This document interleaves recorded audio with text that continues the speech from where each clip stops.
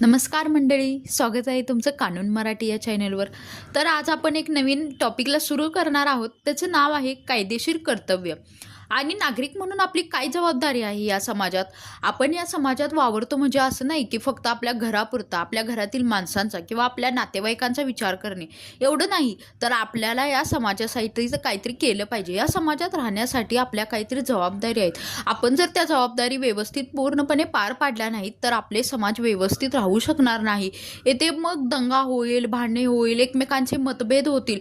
म्हणून आपल्या समाजात काही रूल्स रेग्युलेशन म्हणजे काहीतरी नियम आहेत. ते नियम आणि जबाबदारी आपण व्यवस्थित पार पाडलं तर आपला समाज हा व्यवस्थितरित्या चालू शकेल. तर आपण हा टॉपिक इन डिटेलमध्ये बघूया. तर सगळ्यात आधी सांगायचं तर तुम्ही विचार करा, सकाळी आपण उठलो आणि घरातून बाहेर पडलो, कॉलेजला जाण्यासाठी बाहेर पडलो, कामावर जाण्यासाठी बाहेर पडलो किंवा आपलं काहीतरी काम आहे म्हणून आपण बाहेर पडलो आणि आपल्याला सिग्नल लागला आहे रोडवर.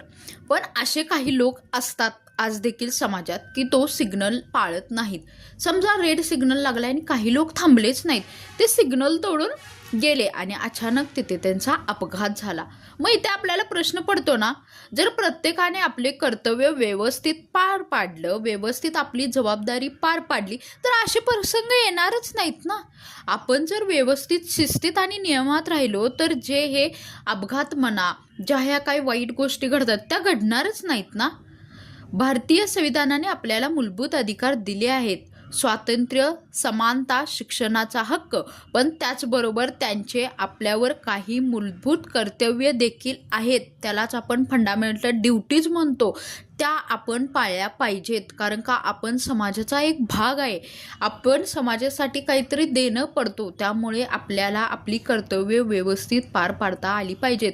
कर्तव्य म्हणजे फक्त कायद्यातील धार नाहीत, पर ती आपल्या चांगलं नागरिक बनवण्यासाठी शिकवल्या असतात. आपण एक समाजासाठी काहीतरी ऋण फेडणं, त्यासाठी आपल्या त्या जबाबदारी असतात. आपल्या संविधानात ध्वज आणि राष्ट्रगीताचा सन्मान करणे हे प्रत्येकाचे कर्तव्य आहे. देशाच्या एकमताचे व अखंडिततेचे रक्षण करणे ही आपली जबाबदारी आहे.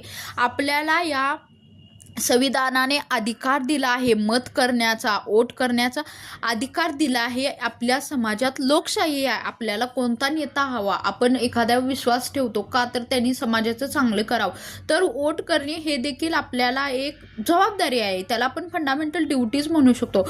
पर्यावरणाचे रक्षण करणे, झाडे लावणे, प्रदूषण टाळणे ही स्वतःशी एक कायदेशीर जबाबदारी आहे.